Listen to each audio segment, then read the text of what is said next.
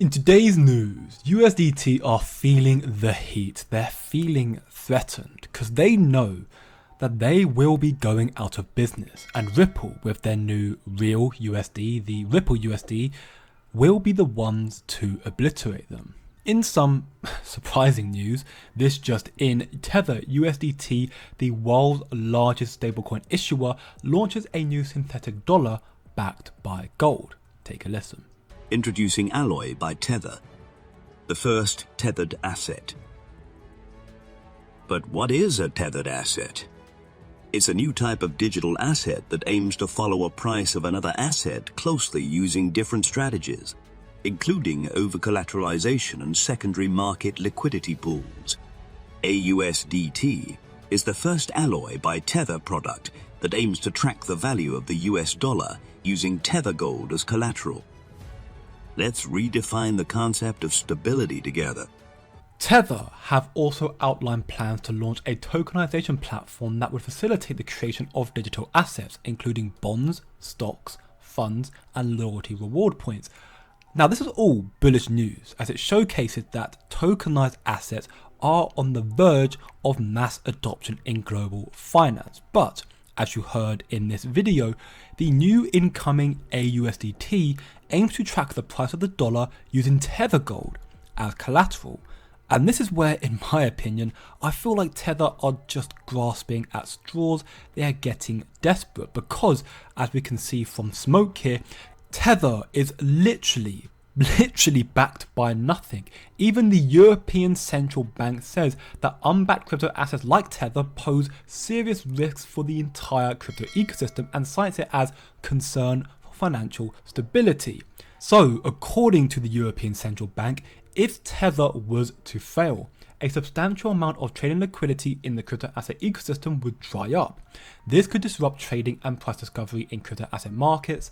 In turn, it could have contagion effects for the financial system if at some point in the future, crypto asset markets pose a risk to financial stability. And considering where the financial system is going right now, it would pose a very, very big problem. Tether is actually going out of business in Europe right now.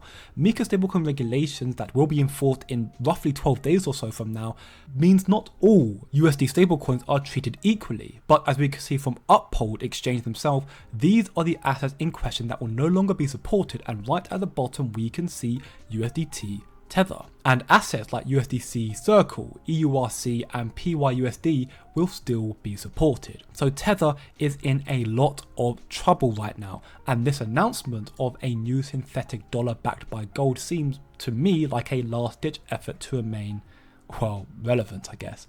Because if Tether is literally backed by nothing, like the European Central Bank stated, then creating AUSDT, which uses Tether gold as collateral, would also technically mean it's backed by nothing, just with a different name relating to gold. And this is where assets like XRP, with legal clarity, which is supported by governments and leading institutions all around the world, with Ripple creating the new RLUSD, will obliterate and take Tether's place.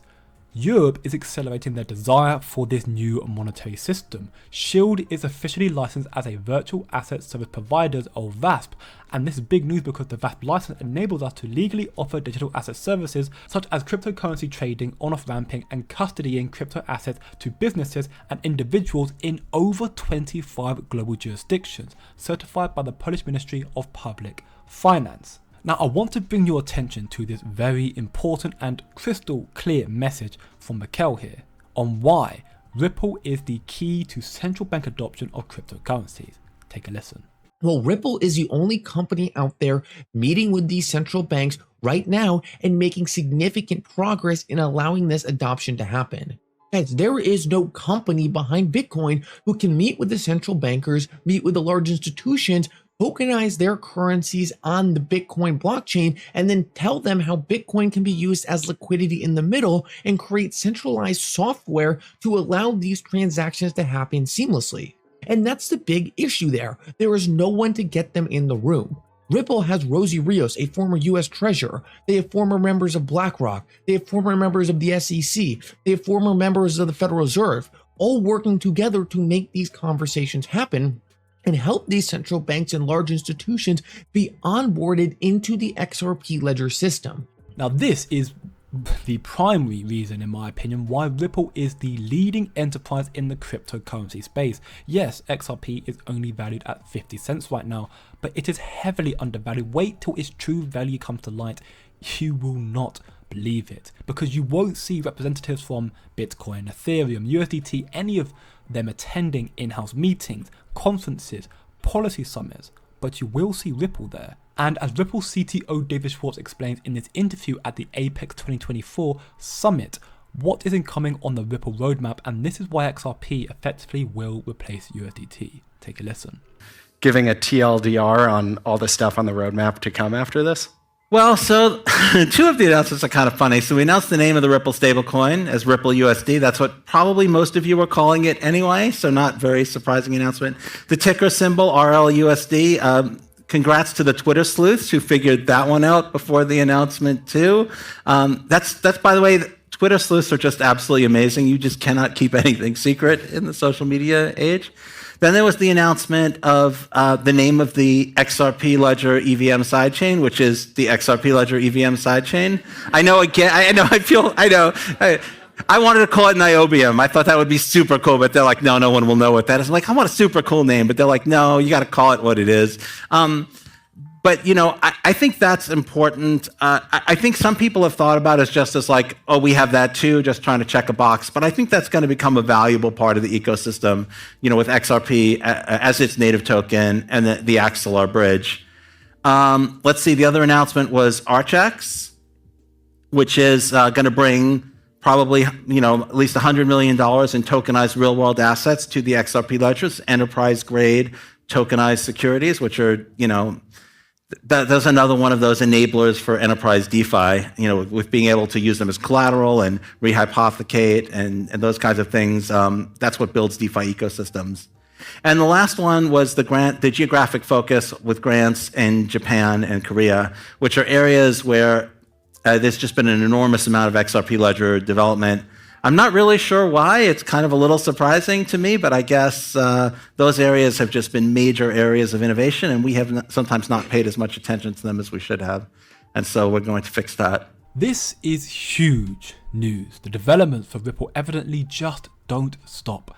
And one of the biggest reasons why XRP will cannibalize USDT is because Ripple keeps expanding their footprint. Recently, it is in Japan and Korea with a new fund. And now, next year's Apex will be taking place in Asia. Asia is growing faster and faster, and Ripple are growing with them. And when you hear conferences like this one here from Alenka Grealish, for example, at the Swift Sabos event confirming assets like XRP and XLM Stellar are critical, it further reinforces my belief that XRP will take over. Pay attention. The front office is automated, there's low latency. Then you switch gears, banks operate still typically in terms of batch processing, store and forward, and payments, messaging, clearing, and settlement are often decoupled and can take days. This dichotomy is just unsustainable. And in response, we're seeing and hearing at Sibos how a number of FIs and FI-backed consortiums are harnessing blockchain, smart contracts, digital assets to align the performance of banking and payment systems with those of the digital economy. The second takeaway, I'd say, is that the Internet of Value is beginning to crystallize. And let me start with a framework. Let's think of the old industrial flywheels that take a lot of energy to make a half turn and a full turn. But once they start turning, there's momentum and it's hard to stop them. So let's overlay adoption of blockchain and digital assets. They've proven value. So part of the first turn, feasibility, certainly. And now we're seeing these use cases get into the bottom of that first turn, economic viability. And there's some exciting initiatives we heard about at Sibos around interbank payments, delivery versus payments, for example, correspondent banking, messaging, cross-border, interbank, intrabank, intra-company, and importantly, when we get to the ESG, the S part, remittances. So lots of interesting energy there. And we're seeing cryptocurrencies like XRP, Stellar Lumens, and stablecoins like USDC playing an important role in getting that wheel to turn and deliver the internet of value. Also, the introduction of central bank digital currencies will accelerate the mainstreaming of digital assets. Ripple's influence evidently is everywhere, and even with the ever-growing BRICS alliance, which is equally massive news. Malaysia just announced it will formally apply to join the BRICS nations, and as we can see from the Crypto Barbie, CIMB Group becomes the first Malaysian bank to join Ripple's network, therefore a connection to BRICS, Malaysia and XRP. Furthermore, Malaysia are still making significant developments in the blockchain space as Affin Bank becomes the first Malaysian bank to offer crypto ETF funds. The US dollar has long served as the world's reserve currency for settlements and financial stability. However, as the petrodollar fades, XRP easily steps in as the new sovereign cross-border settlement mechanism to replace the dollar's role while still coexisting with it. And now, as we can see from Cyprus here, this is probably one of the most important 2-minute clips you will ever watch in your life. Pay attention, the opportunity is massive and history is being made right before your eyes. Web3 assets like XRP is the killer application transforming the world as we know it. Bob Robert Kahn, he built the internet. He wrote the transmission control protocol, the internet protocol. His wife was a lawyer. And without his wife, Patrice, we would not have the internet as it stands today. He's been my mentor for 10 years at Open Systems. So I have an argument with any government that wants to say that I don't understand how open systems work, because I do. And he has big problems with this, interoperability and scalability. He still says are big problems with blockchain. And he's the man that built an open system. So we can't argue with that. But what I do see, and where my positivity now comes, I work across the emerging world. Now, what we've seen in the last 2 years, when I was writing laws in 2017, 2018 around ICOs, Bitcoin, blockchain, Bitcoin, Ethereum, nobody cared. Nobody really cared. Move to 2024, I've got to worry about DeFi. I need to worry about smart contracts, audits of smart contracts, the metaverse. Things like Web3 is now allowed entrepreneurs across the emerging world. Do I really care what Bitcoin price does? Well, by a lot of it, yes, but it's still a speculative asset and it's very volatile. So take that out of the equation for a minute. But the emerging world where you don't have access to a banking system, and I work in Nigeria, Kenya, Botswana, 97% of people don't have access to financial inclusion. We in Australia have 98%, Canada, the rest of the world. You flip that on the head, all of a sudden you give people a smart device, a stable coin, a wallet. You can create, with Web3, move value. We can transfer value and assets like we've never seen in history. And that is the killer app. And you will see the development of that in the next 6 months in the emerging world like we've never seen anything. This is why you don't look short term, think long term. And I'll see you in the next one.